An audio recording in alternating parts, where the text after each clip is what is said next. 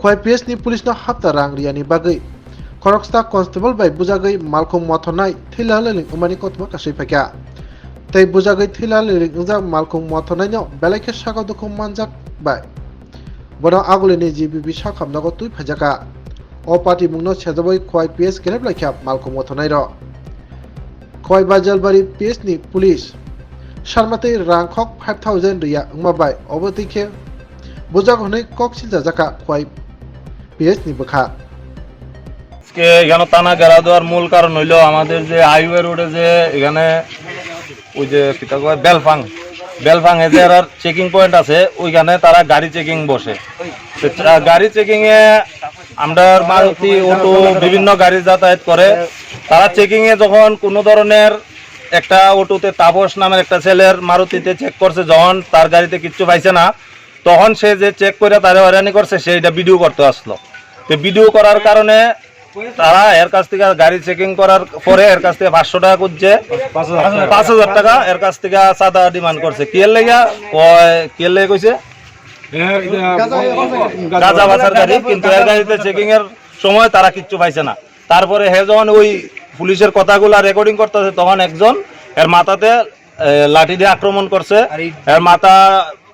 পুরা রক্তাক্ত হয়ে এখন কোয়াই হাসপাতালে হয়তো জীবিত রেফার করা হইব এর অবস্থা খুব সিরিয়াস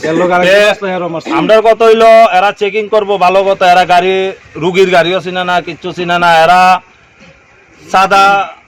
তুলনের যদি ইচ্ছা হয় তাহলে এরা নিজেরা থানার সামনে বইলি হয় রাস্তাত গাড়ি চেকিং এর নামে যাতে সাদা না তুলে আর কি অহন এটার যদি কোনো বেআইনি কিছু পাইতো তাহলে এর কাছ থেকে এরা আইনত ব্যবস্থা নোক এরা চাঁদা গিয়ে লেগে লইতো এরা টাকা গিয়ে লেগে এর কাছ থেকে ডিমান্ড করবো এটা তো আইনগত যা হয় এটা চিন্তা করো যদি গাঁজা তাই গাড়ি এরা থানা টানবো থানা টান না এটা ব্যবস্থা করব টাকার বিষয়টা তো আমরা বুঝি না খোয়াই থেকে একটা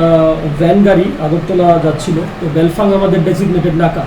তো ওইখানে একদম স্ট্রিক্ট চেকিং হয় তো সেই নাকাতে চেকিংকালীন 4 জন ছিল ওইখানে আমাদের কাছে যেহেতু সূত্রের খবর দে ভেরি ইনটক্সিকেটেড তো সেই জায়গার মধ্যে যখন জিজ্ঞাসাবাদ হচ্ছিল তো কথায় মতভেদ হয়ে গেছে তো সেটার মধ্যে একটা কনফ্লিক্ট হয়েছে আমাদের স্টাফ এবং ওই যে গাড়িতে যেই লোকগুলি ছিল ওদের মাঝখানে তো সেইখানে সেই মিসআন্ডারস্ট্যান্ডিংয়ে একটা ঘটনা হয় যার জন্য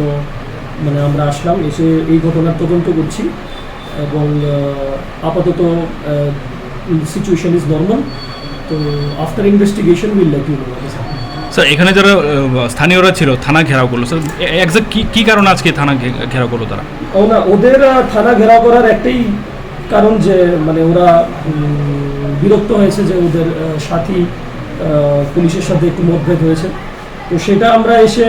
we have solve the problem situation is normal now তো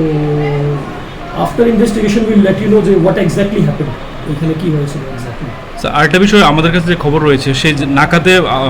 যে পুলিশ প্রশাসনের যারা দায়িত্বপ্রাপ্ত ছিল ওখানে ডিউটি করছিল তাদের তরফ থেকে তাদের কাছে টাকা ডিমান্ড করা হয়েছিল সে বিষয়ে স্যার কী বলবেন না একদমই না এটা কোনোদিনই হতে পারে না ইট ইজ ইম্পসিবল ওইখানে যে স্টাফ ছিল আমাদের সিআরপিএফও ছিল সেন্ট্রাল আর্ম পুলিশ ফোর্স ছিল আর আমাদের বাজলবাড়ি আউটপোস্টের 2 জন স্টাফ ছিল তো ওইখানে প্রায়ই স্ট্রিক্ট চেকিং হয় তো এইসবের কোনো প্রশ্নই ওঠে না এইসব এলিগেশনসে ঠিক থ্যাংক ইউ স্যার